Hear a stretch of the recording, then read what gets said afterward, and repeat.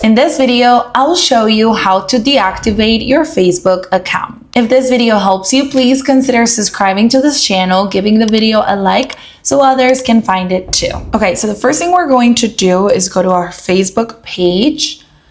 I'm going to open up facebook.com, and the first thing we're going to do is to click on our profile picture. You will see it right here on the right. Then you will select settings and privacy. You're going to see this screen. Go ahead and click on settings. Now here it can get a little bit tricky because of course Facebook does not want you to really deactivate your account for any reason. They want to keep you in and of course using your account as much as possible. So you probably won't see the button that will let you deactivate your account as easy.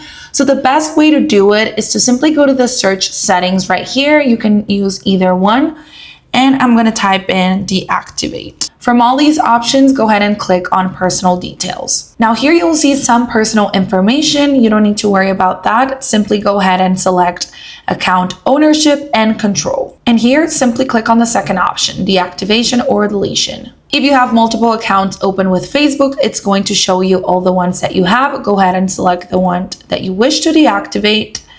And here you have two options. The first one is to temporarily deactivate your account. This means that your account will not appear to other users. People would not be able to find your profile, but you are able to get it back. And your second option is to delete your account. This action is permanent, and if you do decide to delete your account, you won't be able to get back any messages, photos that you have uploaded, or any personal information that you have inside Facebook. So since we're talking about disabling your account, go ahead and select the first option, then hit continue. For security reasons, it's going to ask you to input your password. Go ahead and do that. Now Facebook is going to ask you to give them a reason on why you're not using your account for the next few days.